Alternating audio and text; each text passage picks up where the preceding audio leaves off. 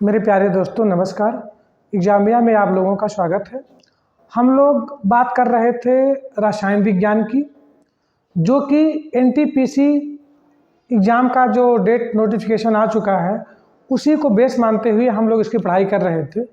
और हम लोगों ने जो कल तक पढ़ाई की थी उसके आगे की बात करेंगे और कॉन्सेप्ट को लिखते हुए भी प्रीवियस ईयर्स का जो क्वेश्चन है उस पर डिस्कस करते जाएंगे। और हमारे वे विद्यार्थी जो हमें ऑनलाइन देख रहे हैं, जो कल का लेक्चर नहीं ले पाए थे, उनसे मेरा एक तरीके से अनुरोध है कि वो पिछला वीडियो देखें, तब जाके आगे की बात और अच्छे तरीके से समझ में आएगी, है ना। चलिए तो आगे की बात करते हैं। आज हम लोगों ने जो चीज़ें पढ़ी थी उसको लिखना है। कल हमने जिसका पूरा कॉन्सेप्ट देखा था, पूरा समझ लिया था, आज उसी को लिखना है। तो आज शुरुआत करते हैं नाभिक, न्यूक्लियस। ये नाभिक क्या होता था? नाभिक यानी न्यूक्लियस, ये नाभिक क्या होता था? कल हम लोगों ने देखा था मेरे प्यारे बच्चों कि रदरफोर्ड जी ने क्या किया था, अल्फा कणों की बमबारी की थी और एक ऐसे स्थान के बारे में पता लगाया था जो कि बिल्कुल अल्फा, भैया अल्फा पॉजिटिव होता था। कैसे पॉजिटिव होता था, क्यों पॉजिटिव होता था, हमने देखा था। तो यहाँ पर कोई एक ऐसा स्थान मिला जो कि नेचर में बिल्कुल अल्फा की तरह काम कर रहा था। इसी स्थान को रदरफोर्ड जी ने नाम नाभिक रखा था, न्यूक्लियस रखा था। और उन्होंने ही बताया था कि इसके अंदर कोई एक ऐसा पार्टिकल है, ऐसा कण है जो बिल्कुल इसके जैसा ही काम करता है, बिल्कुल सेम नेचर इसका ऐसे ही है जैसा कि अल्फा है। अच्छा, पूरा नेचर की बात करें तो हम बस केवल पॉजिटिव की बात कर रहे हैं कि इसमें ज़रूर कोई धनावेशित होगा, इसीलिए पूरा पॉजिटिव होगा। ये क्यों पॉजिटिव हुआ था, कल के वीडियो में मैंने पूरा इसका ठीक से ज्ञान दिया है, तो उसको आप लोग ज़रूर देख के देखिएगा। चलिए तो आज नाभिक के बारे में देखना है, तो लिखिए ज़रा डिफिनेशन, लिखिए न्यूक्लियस वह स्थान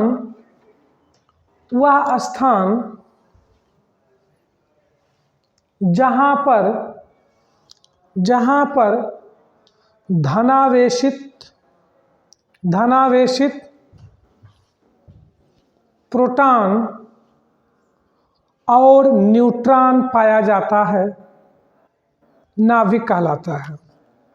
देखो बच्चों, नाभिक की परिभाषा आपके एग्जाम में नहीं पूछी जाएगी, बस इतना पूछा जाएगा जैसे कल के क्वेश्चन में हमने एक क्वेश्चन डिस्कस किया था कि आया हुआ क्वेश्चन है एनटीपीसी में कि न्यूक्लियन क्या है।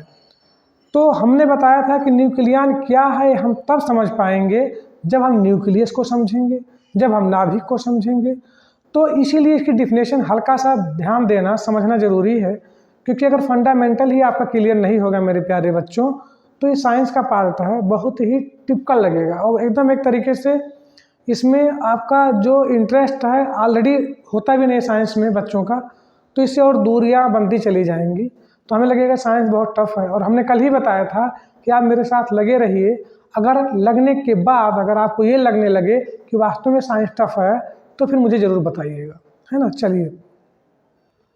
चलिए तो नाभिक की परिभाषा हमने लिख लिया कि वह स्थान जहाँ पर प्रोटॉन और न्यूट्रॉन पाया जाता है, तो धनावेशित प्रोटॉन लिखिएगा, ठीक। अब उसका जरा बनता स्ट्रक्चर कैसे है, बस गोलाकार है। क्यों गोलाकार है, कल हमने आपको बता दिया था। बस इसमें लिख दीजिए P पर पॉजिटिव और N पे 0 लगा दीजिए। ये 0 नहीं लगा हुआ है, इसका मतलब हो जाता है न्यूट्रल, बना लीजिए इसे, ठीक है। अब जरा स्टार मार के 2-3 मेन पॉइंट लिखिए जरा। स्टार का मतलब होता है मेरे प्यारे बच्चों कि हम कोई इम्पॉर्टेंट चीज़ बताने या लिखाने जा रहे हैं, तो लिखिए जरा स्टार मार के। नाभिक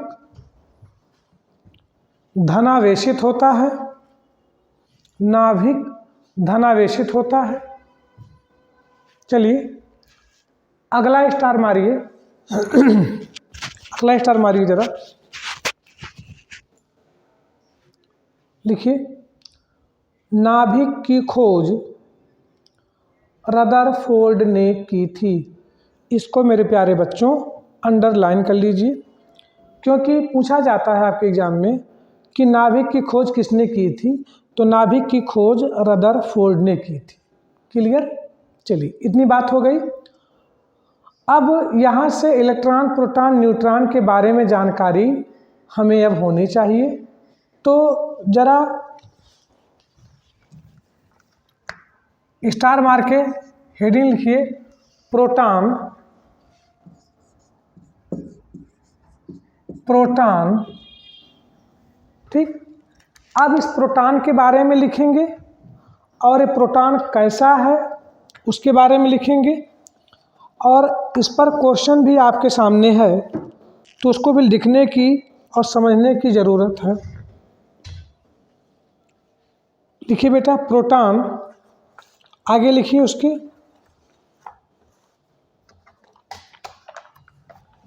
लिखिए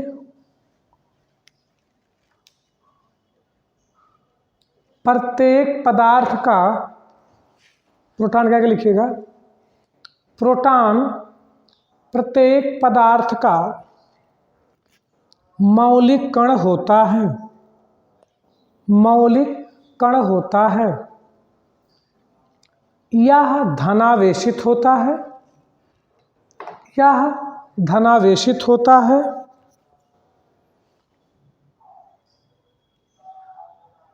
धनावेशित होता है।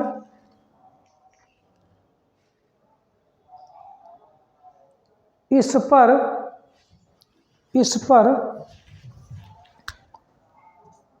1.6, इस पर 1.6 10 to the power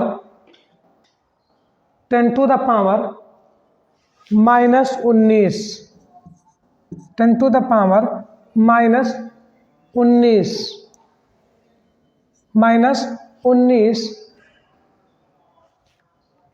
positive charge होता है। इस पर कितना बेटू, 1.6 10 टू द पावर -19 चार्ज होता है। अच्छा, कैसा चार्ज होगा? Positive charge. पॉजिटिव चार्ज क्यों होगा? क्योंकि रदरफोर्ड ने बात बताई थी कि नाभिक एक तरीके से धनावेशित है, तो इसी की होने की वजह से था। तो बाद में पता चला कि इस पर चार्ज कितना है, तो इस पर चार्ज बेटा 1.6 10 टू द पावर -19। ठीक है। अच्छा, लिख लीजिए कूलाम, क्योंकि बेटा आवेश है, चार्ज है, तो उसका मात्रक भी लिखेंगे। तो क्या लिखा आपने, इस पर 1.6 10 टू द पावर -19 कूलाम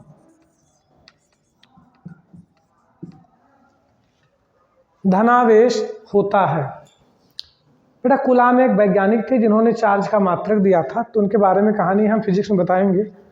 ठीक है, आगे लिखे, और इसका द्रव्यमान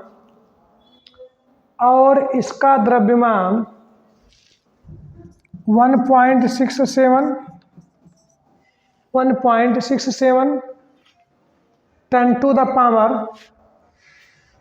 पावर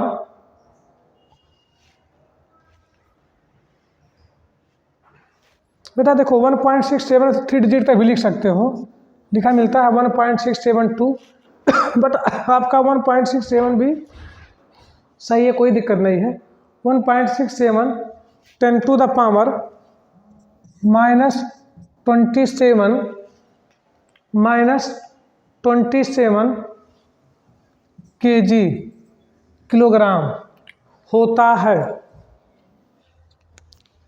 ठीक, ये थोड़ा सा इम्पॉर्टेंट है आप लोगों के एग्जाम के बिहाफ पे, कि जो प्रोटॉन होता है वो धनावेशित तो होता है, पॉजिटिव तो होता है, लेकिन उस पर चार्ज कितना होता है मेरे प्यारे बच्चों, ये थोड़ा सा मेमोराइज का पार्ट है, आप इसको याद कर लें। 1.6 10 टू द पावर -19 कूलाम, इतना इस पर आवेश होता है, वो भी पॉजिटिव आवेश। और ये कितने वेट का होता है, कितना ग्राम होता है, क्या होता है, तो 1.672 10⁻⁻27 kg, मतलब बहुत ही हल्का होता है यार। जब इसको नंगी आंखों देख भी नहीं सकते हैं तो ये कितने ग्राम का होगा, कैसा होगा, हम लोग महसूस कर सकते हैं।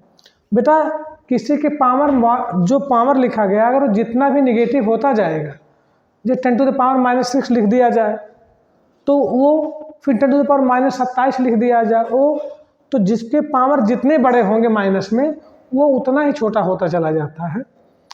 तो इसकी बात में फिजिक्स में करेंगे ज़रूर कि चीज़ों को 10 की घात में हम कैसे रिप्रेजेंट करते हैं, तो उसका अलग ही टॉपिक है, बताऊंगा, बशर्ते हल्का हल्का भी याद करते जाएं। हो गया? हाँ, क्या लिखा जरा बताएं। हाँ, प्रोटॉन प्रत्येक पदार्थ का मौलिक कण है, ये लिखा आपने।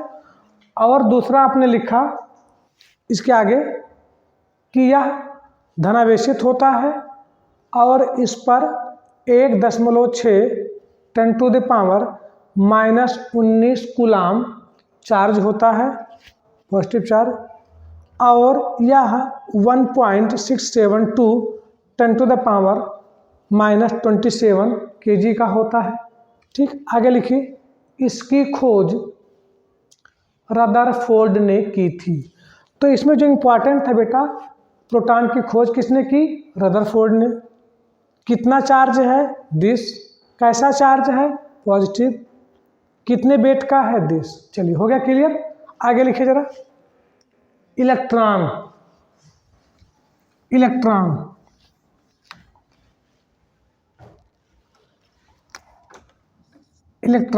लिखिए। इलेक्ट्रॉन भी प्रत्येक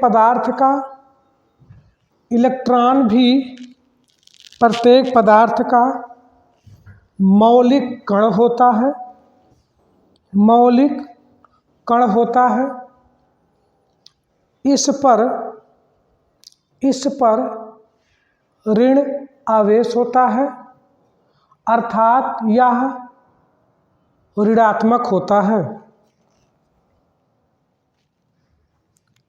इस पर माइनस 1.6 10⁻⁻19 कूलाम का चार्ज होता है।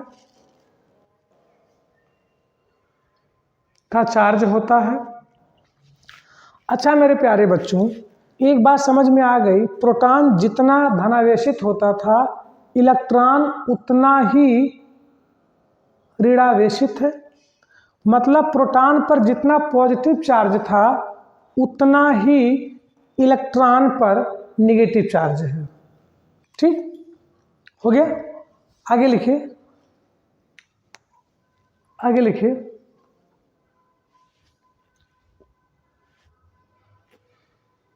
और इसका द्रव्यमान 9.108 10⁻31 kg 10⁻31 kg होता है। इसकी खोज सर जे थॉमसन, अंग्रेजी में लिखा जाता है सर जे थॉमसन, हिंदी में लिखा जाता है सर जे थॉमसन, तो आप जो भी चाहें लिख लें। इसकी खोज सर जे थॉमसन ने की थी। क्लियर? तो मेरे प्यारे बच्चों, इसमें भी दो ही चीज़ समझने वाली थी कि इस पर चार्ज कितना होता है। तो हमें ये बात समझ में आ गई कि इसका चार्ज बिल्कुल प्रोटॉन के चार्ज के बराबर होता है, बशर्ते बस इतना फ़र्क है कि प्रोटॉन पॉजिटिव होता है और ये ऋणावेशित होता है। हाँ, इनका जो वेट है प्रोटॉन के वेट से कम है, बहुत कम है। क्यों? मैंने बताया था जब पावर आपका माइनस में जितना बड़ा होता जाएगा वो वैल्यू उतनी ही छोटी होती चली जाएगी। तो ये बहुत ही हल्का है। हल्का होने की वजह से ही वो क्या करता है, नाभिक के चारों ओर क्या करता है, चक्कर लगाता है। तो नाभिक के चारों ओर चक्कर लगाता है तो उसका केवल इतना रीजन नहीं है कि वह हल्का है। क्या रीजन है, अभी आगे इसकी बात हम लोग करते जाएंगे। ठीक है, ये हो गया। अब लिखिए जरा न्यूट्रॉन। न्यूट्रॉन लिखिए, यह भी प्रत्येक पदार्थ का मौलिक कण होता है। मौलिक कण होता है।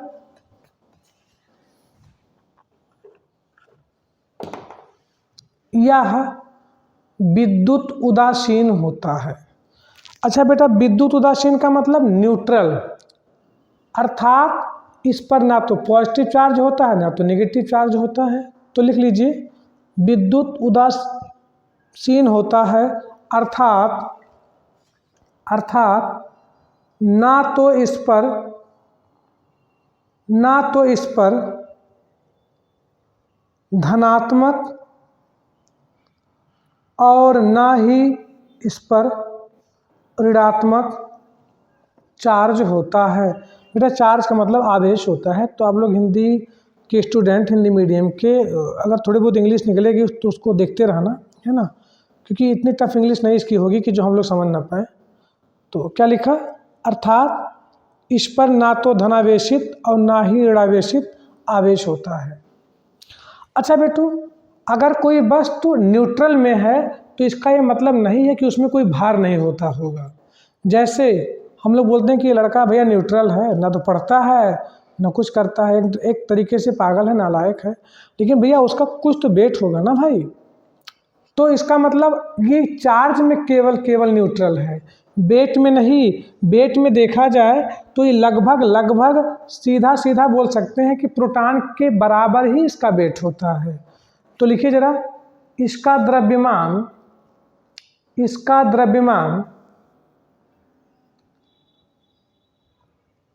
प्रोटॉन के द्रव्यमान के लगभग बराबर होता है। अगर अभी याद होगा आप लोगों को तो मैंने प्रोटॉन के बारे में क्या लिखाया था, 1.672 10 टू द पावर में लिखाया था बेटू -27 kg लिखाया था मैंने। यहाँ जहाँ 5 है वहाँ मैंने 2 लिखाया था। तो प्रोटॉन का वेट हो गया था, प्रोटॉन का द्रव्यमान हो गया था। लेकिन जब न्यूट्रॉन के द्रव्यमान की बात आई तो मैंने लिख दिया 1.675 10 टू द पावर -27 kg। ये लगभग अगर देखा जाए तो लगभग इसका वेट उतना ही है जितना कि प्रोटॉन का है। तो ये समझने वाली बात थोड़ी सी थी कि कहीं पूछा गया आपके एग्जामों में कि प्रोटॉन के द्रव्यमान और न्यूट्रॉन के द्रव्यमान होते हैं, तो पहला ऑप्शन आ गया लगभग बराबर होते हैं, आ गया एक दोनों में दोगुने का फर्क होता है, आ गया प्रोटॉन का द्रव्यमान न्यूट्रॉन के द्रव्यमान का 3 गुना है, ऐसा कुछ करके आता है। तो हमें थोड़ा सा समझने में ये सुविधा होगी कि दोनों के द्रव्यमान लगभग बराबर हैं। और लगभग क्या बराबर बोल ही सकते हैं, है ना। इतना हो गया। लिखिए, इसकी खोज चाइडविक ने की थी। इतनी बात हो गई बेटू। तो हमने प्रोटॉन, इलेक्ट्रॉन, न्यूट्रॉन के बारे में जान लिया। अभी आगे हम बताते चलते हैं, लिख तो ले ही लगभग, क्योंकि आपके एग्जाम में जब इसकी जिक्र हुई है तो उस पर थोड़ा सा हमें अध्ययन करना ही होगा। ये जो बेटा प्रोटॉन, इलेक्ट्रॉन, न्यूट्रॉन थे, इनके बारे में जानकारी हमें हो गई। प्रोटॉन, इलेक्ट्रॉन, न्यूट्रॉन, इनके खोजकर्ता कौन थे ये समझ में आ गया, कैसे होते थे समझ में आ गया।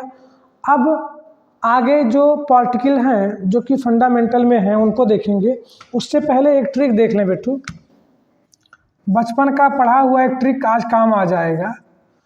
कि हम कभी कभी भूल जाते हैं कि इलेक्ट्रॉन, प्रोटॉन, न्यूट्रॉन इनके खोजकर्ता कौन है। तो उसको याद करने के लिए एक छोटा सा ट्रिक है, ईंटा पर नचय। हम लोग इसको बचपन में पढ़ते थे, ईंटा पर नाचय। तो ये कैसे क्या है, जरा आज इसको हम समझ लेते हैं। जैसे पहला हो गया ई, इसको मान लिया इलेक्ट्रॉन। तरीका है याद करने का, तो यानी हो गया एक तरीके से ई का मतलब हो गया इलेक्ट्रॉन। फिर दूसरी बात आ गई टा, तो ये हो गए खोजकर्ता, यानी इलेक्ट्रॉन के खोजकर्ता थॉम्सन। थॉम्सन समझ में आ गया। ऐसे ही जब पर की बात आई तो पा का मतलब एक तरीके से प्रोटॉन हो गया और रा का मतलब हो गया रदरफोर्ड। इस बात को ठीक से समझा जा सकता है कि ई का मतलब हो गया इलेक्ट्रॉन, इसके खोजकर्ता थॉम्सन। पा का मतलब हो गया पर यानी प्रोटॉन, इसके खोजकर्ता रदरफोर्ड। ना का मतलब हो गया न्यूट्रॉन, इसके खोजकर्ता हो गए चैडविक। तो ये थोड़ा सा याद करने में आपको हेल्प देगा, मदद करेगी। तो इसको लिख सकते हैं ईंटा पर नचय। जो पहला शब्द है इलेक्ट्रॉन, प्रोटॉन, न्यूट्रॉन का क्रमशः है, और जो दूसरा शब्द है ये इनके खोजकर्ताओं का है। तो ये बात समझ में आ गई कि इसका तात्पर्य क्या है। सीधा सीधा पहले जो बात लिखे गए हैं कणों के हैं, दूसरे शब्द जो हैं उनके क्रमशः डिस्कवरी, खोजकर्ता उनका नाम है, तो लिख सकते हैं। चलिए अब हम तो उम्मीद करते हैं कि अब हम लोग नहीं भूलेंगे कि इलेक्ट्रॉन, प्रोटॉन, न्यूट्रॉन के खोजकर्ता कौन है। ठीक, चलिए अब देखो बेटा, जरा कुछ पार्टिकल्स का नाम मैंने कल लिया था, बताया था कि इलेक्ट्रॉन, प्रोटॉन, न्यूट्रॉन, पॉजिट्रॉन, पाई मेसान, इन सब का नाम लिया था। तो इस पर कुछ क्वेश्चन आए हुए हैं, मेरे पास प्रीवियस ईयर्स पेपर हैं इसके, तो बेसिकली वो चीज़ हम देख सकते हैं।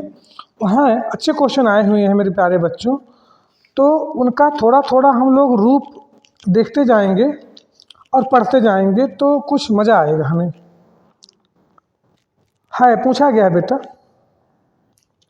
अब जैसे पाई मेसान के बारे में पूछा गया है कि पाई मेसान कैसा कण है और पाई मेसान की प्रकृति कैसी है, इस पर क्वेश्चन आया हुआ है। तो जरा हम लोग लिख लें पाई मेसान। पाई मेसान, पाई मेसान, देखो बेटू इसका नाम है पाई मेसान। तो पाई मेसान, देखो पाई का सैंपल बना दिया जाता है बस। ये पाई मेसान क्या है, कहाँ पाया जाता है, इस पर चार्ज कैसे हैं, इसके बारे में थोड़ा सा इम्पॉर्टेंट चीज़ें हैं, ये हल्का सा समझते हैं। हमारे कंपटीशन के बिहाफ पे काफ़ी इम्पॉर्टेंट है। ठीक है, तो लिखिए ज़रा पाई मेसान, इसका प्रतीक या सैंपल बना लीजिएगा। पाई मेसान, आगे लिखिए, इसके आगे लिखिए पाई मेसान। पाई मेसान, पाई मेसान भी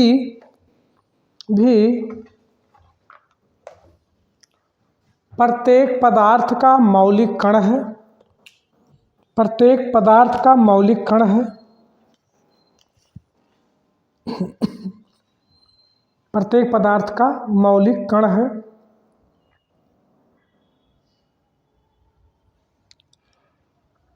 अब देखो बेटा, जो समझने की बात है, ये पाई मेसान जो है मेरे प्यारे बच्चों, ये मौलिक कण क्यों हो गया और इस पर चार्ज कैसे कैसे हैं, जरा समझ लें। अच्छा, हल्का सा जरा पिछला कॉन्सेप्ट देखें। प्रोटॉन जो होता था पॉजिटिव होता था, इलेक्ट्रॉन जो होता था निगेटिव होता था, न्यूट्रॉन जो होता था न्यूट्रल होता था। तो मेरे प्यारे बच्चों, ये जो पाई मेशान है ये धनावेशित भी होता है, ये पाई मेशान ऋणावेशित भी होता है, ये पाई मेशान विद्युत उदासीन भी होता है। यानी प्रोटॉन, इलेक्ट्रॉन, न्यूट्रॉन जो तीनों आपस में चार्जेस के जो प्रॉपर्टी शो करते थे, ये तीनों मिलकर जो अपनी अलग अलग प्रकृति या नेचर शो करते थे, पाई मेशान तीनों गुण अपने आप में रखता है। अर्थात पाई मेशान धनावेशित होता है, पाई मेशान ऋणावेशित होता है, पाई मेशान विद्युत उदासीन भी होता है। तो इस बात को लिखेंगे, तो लिखिए जरा,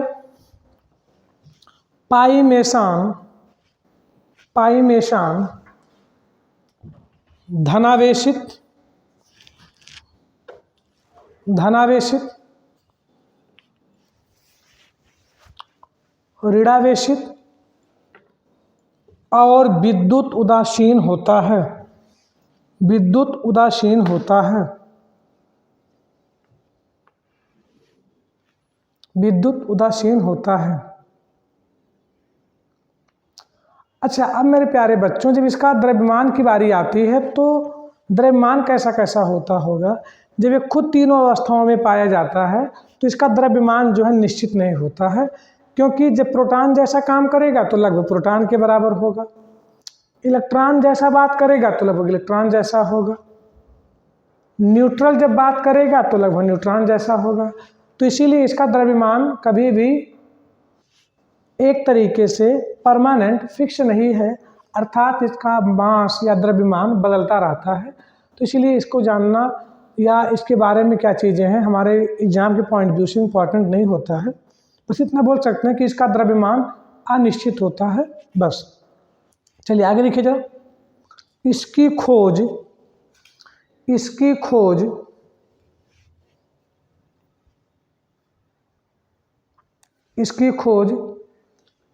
युकावा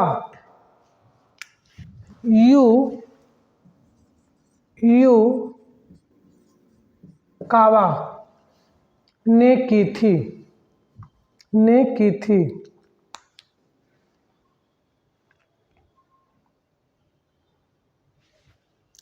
अब देखो बेटू, ये होता क्या है, इसका टाइम पीरियड, इसका जीवन काल इतना कम होता है कि ये हमें एक तरीके से इनके जैसा गुण तो शो करता है, बट इनके जैसी अपनी हैसियत नहीं रख पाता। इसीलिए इसका नाम हम लोग ज़्यादा सुनते सुनाते नहीं हैं। तो ये बात लिख लो जरा, लिख लीजिए। द्रव्यमान के बारे में थोड़ा सा लिखा ही देते हैं, वरना आप लोग कहोगे कि सर जी आपके दिमाग में चलेगा, क्योंकि जो बच्चे ऑफलाइन हैं वो तो कभी भी आके पूछ सकते हैं, सर खा सकते हैं कि सर जी ये कैसे। बट हमारे वे प्यारे विद्यार्थी जिनके लिए मैं सोचता हूँ ज़्यादा से ज़्यादा लाभ लें, जो ऑनलाइन देख रहे हैं, गांव में हैं, दूर दराज बैठे हुए हैं, वो बेचारे कैसे पूछेंगे। वैसे तो हम लोगों ने ये सुविधाएं दे रखी हैं कि कोई भी क्वेश्चन अगर आपके दिमाग में आ रहा है तो बेझिझक हमारे व्हाट्सएप पे या हमारे कमेंट बॉक्स में वो बात ज़रूर डालें, हम लोग उसका ज़रूर से ज़रूर आपको पर्सनली उसमें हेल्प करेंगे, है ना। तो लिखिए ज़रा, इसका जीवन काल 10⁻⁸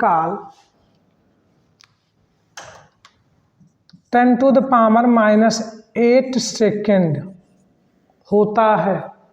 मतलब मेरे प्यारे बच्चों, 1 सेकेंड तो हम लोग देख भी नहीं पाएंगे, और जब बात आती है 1 सेकेंड और ये 10⁻⁻8 लिखा गया है, इसका मतलब बेटा 1/, अब जैसे मैं लिखता हूँ 10⁻2 तो 1 के बाद 2 जीरो होता है। ऐसे ही जब 10⁻8 है, माइनस में नीचे लाएंगे 8 जीरो, 1 2 3 4 5 6 7 8 इतने जीरो। मतलब अब 1 से इसमें भाग दोगे, कितना छोटा मान आएगा हम लोग कल्पना भी नहीं कर पाएंगे। यानी इतना कम समय ये होता है। मतलब ये अगर न्यूक्लियस में पाया जाता है तो कुछ पल के लिए आया चला गया। ठीक है, तो अभी इसके बारे में बताते हैं। बस इतना लिखते जाइए कि इसका जीवन काल 10⁻⁷ -8 सेकेंड होता है, -8 सेकेंड होता है। और इसका द्रव्यमान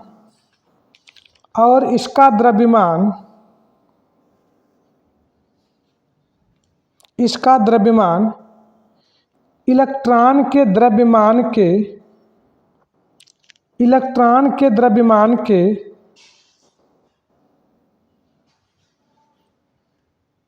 बराबर होता है।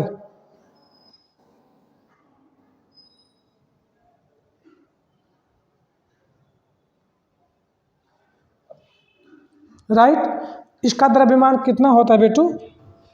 इलेक्ट्रॉन के द्रव्यमान के बराबर।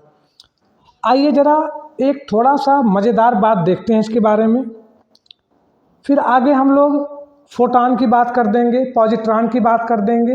ये क्वेश्चन पूछा गया है थोड़ा थोड़ा, तो इस पर हम जिक्र कर देंगे, समझ जाएंगे। तो आइए जरा देख लेते हैं। ये बात समझ में आ गई कि पाई मेसान कैसा होता है, पॉजिटिव, नेगेटिव, न्यूट्रल तीनों पोजीशन में पाया जाता है। तो आइए जरा देख लें एक चीज़।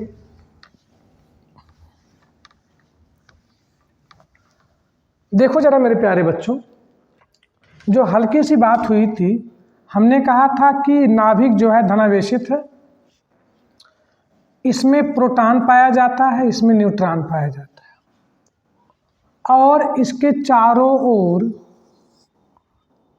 ओर एक वृत्तीय कक्षा होती है, इसके चारों ओर एक सर्कुलर पथ होता है। इन्हीं सर्कुलर पथ को कल हम लोगों ने देखा था कि कोश कहते थे या कक्षा कहते थे, सेल। तो इसी कोशों में इलेक्ट्रॉन क्या करता है? घूमता रहता है। अच्छा मेरे प्यारे बच्चों, जो हमें समझना है, जो हमारे एग्ज़ाम के पॉइंट व्यू से इम्पोर्टेंट है, वो ये है कि प्रोटॉन और न्यूट्रॉन ये नाभिक में सेंटर पर क्यों बने रहते हैं? क्योंकि अगर यहीं कहीं आ जाएं, करीब में आ जाएं, तो इलेक्ट्रॉन इसको खींच के लेके बाहर भाग जाएगा। भाई भागना भी चाहिए। जैसे इस मार्कर को अगर यहाँ रोका जाए तो ये मार्कर यूँ नीचे आ जाती है। नीचे क्यों आ जाती है? क्योंकि यहाँ पर एक फोर्स काम करता है, फिजिक्स में उसका नाम क्या है बताऊँगा, वैसे सब लोग जानते होंगे, गुरुत्वाकर्षण बल लगता है। इसीलिए कोई वस्तु क्या होती है, अपने स्थान पे ना रुक के नीचे गिर जाती है। अर्थात पृथ्वी जिस बल से किसी वस्तु को अपने केंद्र की ओर खींचती है, उसी को गुरुत्वाकर्षण बल कहते हैं। तो यहाँ पर भी कोई ना कोई तो बल लगना चाहिए था, यानी ये दोनों लटक के नीचे आ जाते। और जैसे नीचे आ जाते, क्योंकि इलेक्ट्रॉन यहीं पर घूम रहा है, तो इनको लेके भैया रफू चक्कर हो जाता। क्यों? क्योंकि अभी आपने देखा प्रोटॉन पर जितना चार्ज है, इलेक्ट्रॉन पर उतना ही चार्ज है। यानी प्रोटॉन के पास अगर 10 लाख की हैसियत है, तो इलेक्ट्रॉन के पास भी 10 लाख की हैसियत है। मतलब दोनों अपने आप में ज़बरदस्त एक ही शक्ति रखते हैं। बस फ़र्क इतना है कि इसके पास 10 लाख जमा है खाते में, और ये 10 लाख किसी से लोन लिए हैं। बस इतना फ़र्क है, लेकिन चार्जेस दोनों के सेम हैं। दोनों में नौटंकी एटीट्यूड उतना ही है। अर्थात अगर ये दोनों भाई साहब हल्का सा लटक के कहीं अगल बगल आ गए, तो इनको लेके इलेक्ट्रॉन तो रफू चक्कर हो जाएगा। जब रफू चक्कर हो जाएगा तो पक्का है किसी भी तत्व का जो नाभिक है, अपने आप में नाभिक रहेगा ही नहीं। अर्थात कोई तत्व बन पाए, किसी तत्व का बनना एक तरीके से संभव नहीं होगा, क्योंकि सेंटर से जैसे हिले, राम नाम सत्य हो गया इनका। आइए जरा एक चीज़ से समझने की कोशिश करते हैं मेरे प्यारे बच्चों। इसको 1 मिनट के लिए वृत्त मानिए, सर्किल मानिए। ये होता है वृत्त का केंद्र। केंद्र से परिध को मिलाने वाली एक सीधी रेखा जो होती है, वो बोली जाती है। जैसे यहाँ O मान लिया, इसको P मान लिया, तो यहाँ जो OP है और वृत्त की क्या है दोस्त, त्रिज्या। वृत्त की त्रिज्या है, अर्थात सर्किल की रेडियस। अच्छा, इसका मतलब कहीं से कहने का तात्पर्य है कि केंद्र से हम परिधि पर, परिधि बोली जाती है, बताओगे, परिधि है, सरकमफ्रेंस है।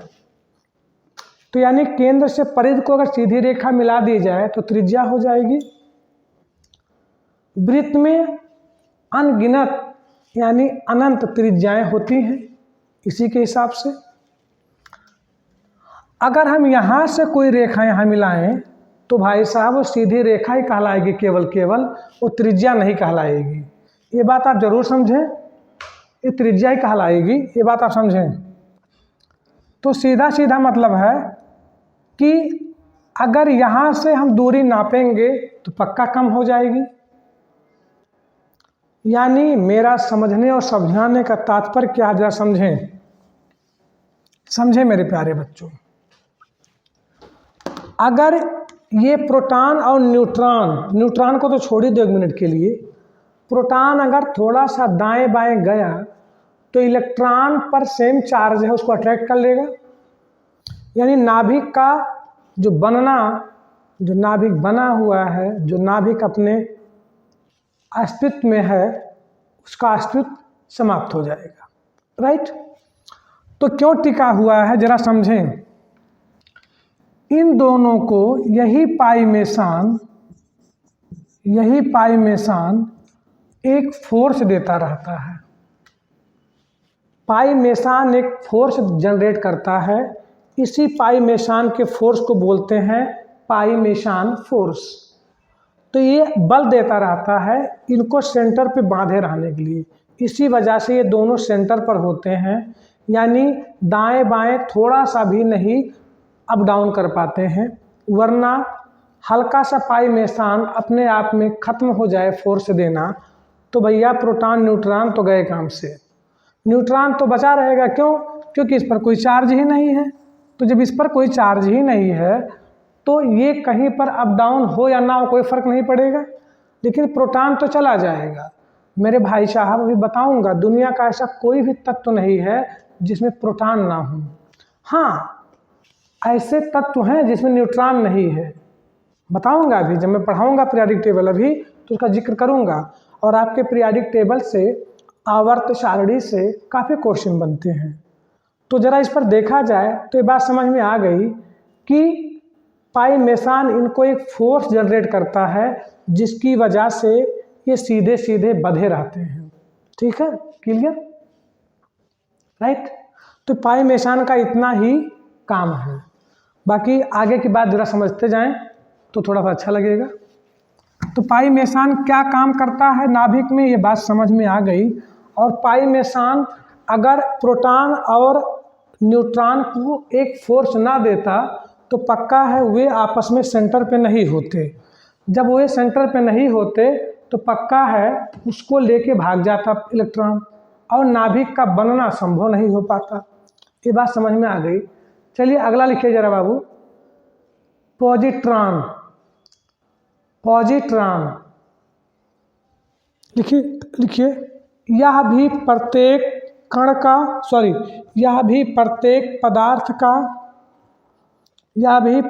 पदार्थ का मौलिक कण होता है।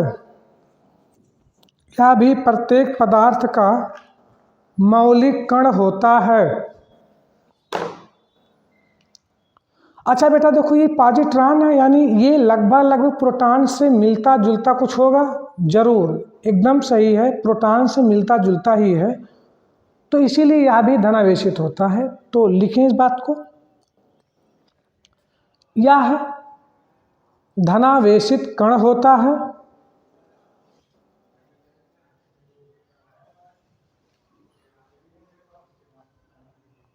जिसका द्रव्यमान, अच्छा जब ये प्रोटॉन जैसा ही होता है, अर्थात प्रोटॉन जैसा ही धनावेशित होता है, तो इसका मतलब प्रोटॉन पर जितना चार्ज होता होगा इस पर भी उतना चार्ज होता होगा। तो लिखें जरा, इसका द्रव्यमान प्रोटॉन के द्रव्यमान के बराबर होता है और इसका आवेश भी प्रोटॉन के बराबर होता है। ठीक, तो ये बात हम लोगों ने देख ली, यानी इलेक्ट्रॉन, प्रोटॉन, न्यूट्रॉन, पॉजिट्रॉन, पाई मेसान, बहुत से ऐसे कण हैं। फिलहाल हम इन्हीं की बात करते हैं। ये सब के सब क्या हैं? मूल कण हैं। मूल कण किसके हैं भैया? प्रत्येक पदार्थ का ये मूल कण है। अच्छा रुकिए, चलिए दोस्तों, तो हम लोगों ने पाई मेसान के बारे में देख लिया। पाई मेसान की तीनों प्रॉपर्टी देख ली, पॉजिट्रॉन की प्रॉपर्टी देख ली। अब आगे की बात करते हैं। और हमने ये भी देख लिया कि पाई मेसान क्या काम करता है। पाई मेसान क्या करता है? प्रोटॉन और न्यूट्रॉन को बांधे रहता है। जैसे हम लोग जब छोटे छोटे थे तो अगर हम घर से कहीं बाहर निकलते थे तो पापा जी कंटा मार देते थे, कहाँ जा रहे हो? तो एक तरीके से हम घर से बाहर नहीं निकल पाते थे। तो पापा जी का जो डर होता था, जो फोर्स होता था, एक तरीके से पाई मेसान जैसे होता था। ठीक है, ये बात तो समझ में आई गई होगी। चलिए, अब हमने नाभिक देख लिया, इलेक्ट्रॉन प्रोटॉन देख लिया, तो आगे की बात थोड़ा सा करते जाते हैं। और अब हम बात करते हैं सीधा सीधा एटॉमिक नंबर की। हल्का हल्का बात करते जाएं एटॉमिक नंबर की। एटॉमिक नंबर हिंदी होती है दोस्त परमाणु क्रमांक। एटॉमिक नंबर का मतलब हो जाता है परमाणु क्रमांक। आइए देखते हैं कि what is the atomic number. ये थोड़ा सा इंपॉर्टेंट हो जाता है और इस पर क्वेश्चन ढंग के आते हैं। और मेरे दोस्तों, आपको चलिए दोस्तों, तो एटॉमिक नंबर पे जो क्वेश्चन बनेगा, बहुत ही ज़्यादा क्वेश्चन बनते हैं। और एटॉमिक नंबर वास्तव में कहानी केमिस्ट्री की यही शुरू होती है। और दूसरी बात, आप लोग इसको हल्के मत लीजिएगा। केमिस्ट्री बड़े बड़े को हिला देती है भाई साहब। और इतने आराम से इसलिए हम लोग पढ़ा रहे हैं कि आपको कोई हिला ना पाए।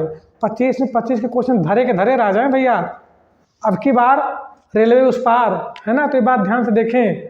और आइए इस पर ज़रा अब हम देखते हैं एटॉमिक नंबर है क्या। मेरे प्यारे दोस्तों, नाम से ही लग रहा है, इंग्लिश में थोड़ा चाहे दिक्कत करे, हिंदी में स्पष्ट दिख रहा है परमाणु क्रमांक। यानी मेरे प्यारे दोस्तों, परमाणुओं का क्रमांक ही परमाणु क्रमांक कहलाता होगा। आइए बात करते हैं, समझें जरा। हम लोगों ने न्यूक्लियस के बारे में देखा था, नाभिक के बारे में देखा था। तो नाभिक क्या हुआ करती थी?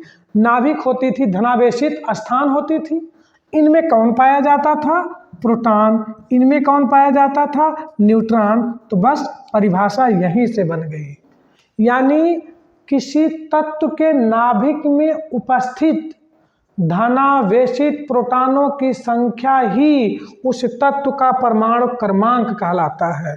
तो यहाँ से समझने की कोशिश करें। जैसे मैंने लिख दिया 12, फिर लिख दिया 10। अब 12 को मैंने प्रोटॉन मान लिया और 10 को मैंने न्यूट्रॉन मान लिया। तो इसका मतलब कोई ऐसा नाभिक है, किसी तत्व का ऐसा नाभिक है जिसमें प्रोटॉन 12 और न्यूट्रॉन 10, अर्थात उस तत्व का परमाणु क्रमांक आपका रहा होगा 12। तो अभी परमाणु क्रमांक क्या है, कैसे है, उसके बारे में भी जिक्र कर देते हैं। ठीक है, तो लिखिए जरा हेडिंग में, एटॉमिक नंबर परमाणु क्रमांक नाभिक में उपस्थित, ऐसे बेटा लिख लीजिएगा, किसी तत्व के नाभिक में उपस्थित धनावेशित प्रोटॉनों की संख्या को, धनावेशित प्रोटॉनों की संख्या को परमाणु क्रमांक कहते हैं। और इसे कैपिटल जेड से दर्शाते हैं। आइए समझते हैं बेटा जरा। जैसे मैंने ये लिख दिया Na1123, ये दोस्त सोडियम का प्रतीक है, ये सोडियम का परमाणु है। तो यहाँ जो लिखा जाता है, ये लिखा जाता है परमाणु क्रमांक। और ऊपर जो लिखा जाता है मेरे बच्चों, ये लिखा जाता है परमाणु भार।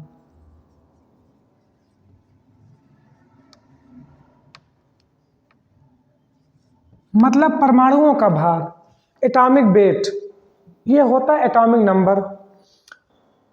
तो यानी ये सोडियम है, इसका नाभिक होगा, जरूर होगा, प्रत्येक तत्व का नाभिक होता है, तो ये नाभिक होगा।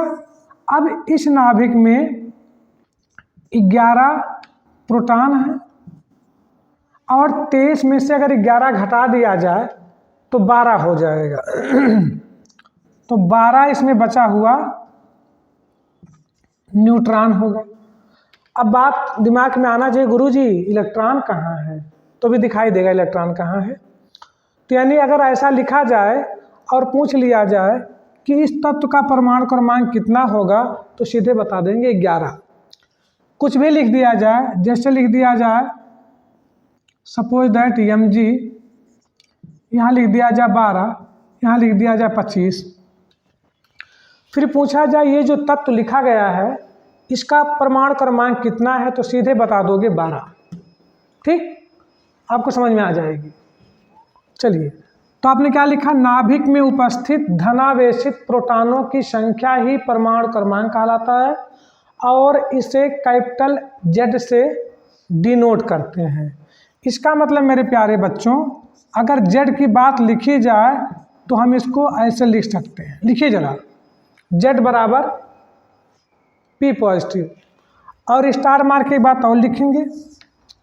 हमने शुरू में बताया था कि नाभिक के अंदर जितने धनावेशित प्रोटॉन होते होंगे उतनी ही संख्या में नाभिक के चारों ओर अर्थात कोषों में उतने ही नंबर ऑफ इलेक्ट्रॉन होते होंगे। उसी कहानी को देखते हुए एक बात तो बड़े ही मज़ेदार की आ गई, समझ में भी आ गई कि प्रोटॉनों की संख्या बराबर इलेक्ट्रॉनों की संख्या अर्थात बराबर परमाणु क्रमांक, एटॉमिक नंबर। लेकिन मैं ये नहीं कहूँगा दोस्त कि एटॉमिक नंबर बराबर हो जाता है इलेक्ट्रॉनों बराबर, ना ना ना ना, ये संख्या बराबर होती है। परिभाषा मत लिख देना कि कोषों में उपस्थित इलेक्ट्रॉनों की संख्या ही परमाणु क्रमांक कहलाती है, ना ना ना ना ना ना ना। परमाणु क्रमांक का मतलब होता है प्रोटॉनों की संख्या। ये बात जरूर है कि नाभिक में जितने प्रोटॉन होंगे उतनी ही संख्या में नाभिक के चारों ओर इलेक्ट्रॉन होंगे, ये बात सत्य है। लेकिन ये बात नहीं सत्य परिभाषा के बिहाफ पे कि नाभिक के चारों ओर इलेक्ट्रॉनों की संख्या ही परमाणु क्रमांक कहलाती है, ऐसा नहीं है। चलिए, तो इस बात को लिख लीजिए, हो गया। चलिए, अब लिखिए जरा बाबू, परमाणु भार, एटॉमिक वेट। अब इस पर हम क्वेश्चन देते हैं बना के। एटॉमिक वेट, अच्छा हिंदी से लग रहा है परमाणु भार, हिंदी के नाम से देख लें जरा, तो परमाणु भार, एटॉमिक वेट। अच्छा, परमाणु भार अर्थात परमाणुओं का भार, यानी मेरे दोस्त जो तत्व होगा उस पूरे तत्व का भार। तो तत्व का भार, इसका मतलब प्रोटॉन जो होगा वो, न्यूट्रॉन जो होगा वो, इन दोनों का भार ही परमाणु का भार कहलाता होगा। क्यों? क्योंकि अभी आपने देखा था कि इलेक्ट्रॉन का जो वेट है एक तरीके से बहुत ही छोटा है, उसको निगलेक्ट भी माना जाए, हमने लिखवाया था इसीलिए, तो उसको थोड़ा सा देख लें। तो इसकी परिभाषा क्या बन जाएगी, इसकी परिभाषा बन जाएगी, लिखें जरा, नाभिक में उपस्थित, नाभिक में उपस्थित धनावेशित प्रोटॉनों, धनावेशित प्रोटॉनों और न्यूट्रॉनों की संख्या को ही, न्यूट्रॉनों की संख्या को ही परमाणु भार कहते हैं, परमाणु भार कहते हैं। और इसे कैपिटल ए, और इसे कैपिटल ए से डिनोट करते हैं, मतलब दर्शाते हैं। तो ये बात समझ में आ गई कि what is the value of A अगर ए की बात पूछी जाए तो ए का मतलब हो जाएगा proton plus number of electron. इस बात को लिख लें ऐसे। और इस पर ज़रा छोटा मोटा क्वेश्चन हो जाए तो फिर कुछ मज़े की बात हो जाए, फतेह की बात हो जाए, क्योंकि आपके एनटीपीसी में इस पर क्वेश्चन आया हुआ है। और दोस्त, हम इसका पूरा क्वेश्चन प्रीवियस ईयर का टॉपिक वाइज डिस्कस करते जाएंगे और इम्पॉर्टेंट क्वेश्चन भी आपको देते जाएंगे, जिससे आपका बेस भी क्लियर होता चला जाए। और जब हम क्वेश्चन की प्रैक्टिस करेंगे तो हमें ये लगेगा हाँ यार मेरे पेपर पूछे गए हैं, इस तरीके से कैसे और पूछे जाएंगे उसका अंदाज़ा मुझे लग जाएगा। हो गया?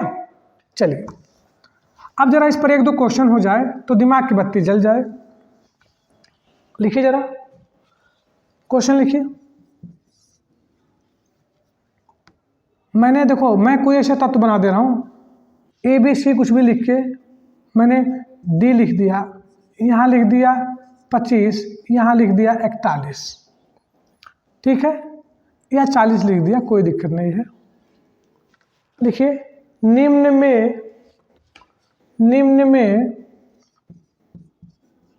निम्न का मतलब इसमें, अभी डी क्या है आई डोंट नो दैट, अभी इसके बारे में कुछ नहीं ध्यान देना है, बस ऐसे लिख दीजिए। निम्न में परमाणु क्रमांक और परमाणु भार कितना है।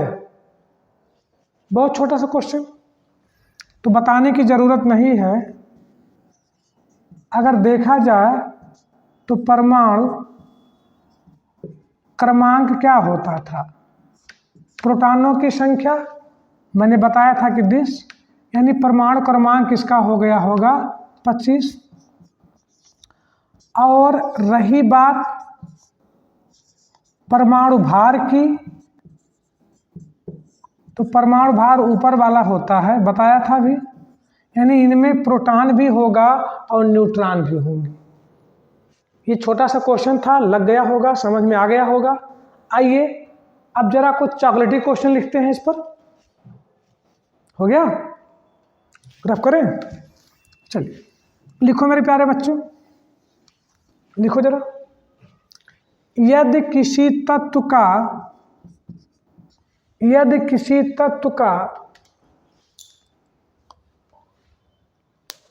परमाणु भार, यदि किसी तत्व का परमाणु भार 50 है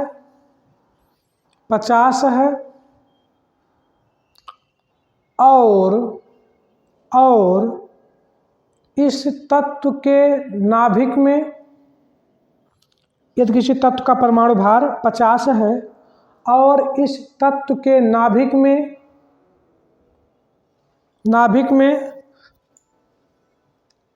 30 न्यूट्रॉन हैं, 30 न्यूट्रॉन हैं, तो इस नाभिक में कितने प्रोटॉन होंगे। चलिए आइए देखते हैं क्या क्या दिया गया है दोस्त। हमने दे दिया ए की वैल्यू दे दिया मैंने 50, ए की वैल्यू 50 दे दिया मैंने। न्यूट्रॉन की वैल्यू मैंने कितना दिया, 20, ठीक। अब मैंने पूछा कि प्रोटॉन क्या है, इसमें प्रोटॉन कितने हैं, कितना, 20 दिया। अरे भैया 20 दिया, जाती है दिया, कोई दिक्कत नहीं, जैसा दिया क्या लिख लो। अब ध्यान दीजिए, हमें एटॉमिक वेट या एटॉमिक मास दिया, एटॉमिक वेट बोले या एटॉमिक मास बोले, लगभग बराबर है, वो दिया है। नंबर ऑफ न्यूट्रॉन दिया है, नंबर ऑफ प्रोटॉन की बात वो कर रहा है। तो मेरे प्यारे दोस्तों, अभी हमने क्या पढ़ा था कि एटॉमिक वेट क्या होता है, परमाणु भार क्या होता है। परमाणु भार होता है प्रोटॉनों की संख्या प्लस न्यूट्रॉनों की संख्या। तो जो जो वैल्यू दी गई है उसके नीचे उसको लिखते जाएंगे। प्रोटॉन कितना दिया है, नहीं दिया है, न्यूट्रॉन कितना दिया है 20। अब सीधे सीधे 50 में से 20 को अगर हम घटा देंगे तो 50 में से 20 जाएगा तो हो गया मेरे प्यारे बच्चों 30। यानी उस तत्व के नाभिक में पक्का है 30 प्रोटॉन होंगे। तो कॉपी कर लीजिए। ये तो थोड़ा सा समझाने की बात थी, जो बच्चे ऑनलाइन हैं उनके लिए ज़्यादा करके इस चीज़ को ध्यान में रखा, वरना सीधे सीधे जब एटॉमिक वेट 50 दिया है, न्यूट्रॉन दिया है 20, घटा देंगे 30 आ जाएगा, 1 सेकंड में क्वेश्चन हो जाएगा। और इस पर क्वेश्चन आता है मेरे प्यारे दोस्तों, वो कहा देता है कि कोई तत्व है जिसका परमाणु क्रमांक A है या द्रव्यमान संख्या A है। इस तरीके से कितने क्वेश्चन बनते हैं, इसमें से आप देख लें। परमाणु भार दिया है, न्यूट्रॉन दिया है, तो प्रोटॉन पूछ सकता है। इसी क्वेश्चन में पूछ सकता था कि इस तत्व के नाभिक के चारों ओर टोटल नंबर ऑफ इलेक्ट्रॉन कितने होंगे। अभी मैं ये नहीं बता रहा हूँ कि कहाँ कहाँ घूम रहे होंगे, किस किस कक्षा में घूम रहे होंगे, इसका मुद्दा कल चलेगा। और कल ही ये बात होगी कि कोई चीज़ मेटल कब है, नॉन मेटल कब है, उसकी प्रॉपर्टी क्या है, क्योंकि हम लोग ये एटॉमिक वेट, एटॉमिक मास तक देख चुके हैं। तो अगर इसी में ये पूछ लेता कि इस तत्व का परमाणु क्रमांक कितना है और इस तत्व के बाहरी कोश में कुल कितने इलेक्ट्रॉन हैं, तो मेरे प्यारे बच्चों इस तत्व के बाहरी कोश में 30 इलेक्ट्रॉन भी होते। हाँ, ये 30 इलेक्ट्रॉन अलग अलग कक्षाओं में अलग अलग रूल से मूवमेंट करते, घूमते, गति करते, एक अलग मुद्दा था। तो मुझे लग रहा है कि ये चीज़ समझ में आ गई होगी। कल हम सबसे मोस्ट इम्पॉर्टेंट वीडियो कल आपका होगा, उसको गलती से मिस मत कीजिएगा क्लास आप लोग भी, क्योंकि कल हम बताएंगे कि हमारा पीरियोडिक टेबल क्या है, कोई चीज़ मेटल कब हो जाती है, नॉन मेटल कब हो जाती है, मतलब कब कोई तत्व धातु बन जाता है, कब अधातु कहलाता है, उसके बारे में जिक्र होगा। और उस पर आए हुए क्वेश्चनों का हम प्रीवियस पेपर का क्वेश्चन भी डिस्कस करते जाएंगे। तो चलिए आज की क्लास हम यही समाप्त करते हैं। तब तक के लिए नमस्कार।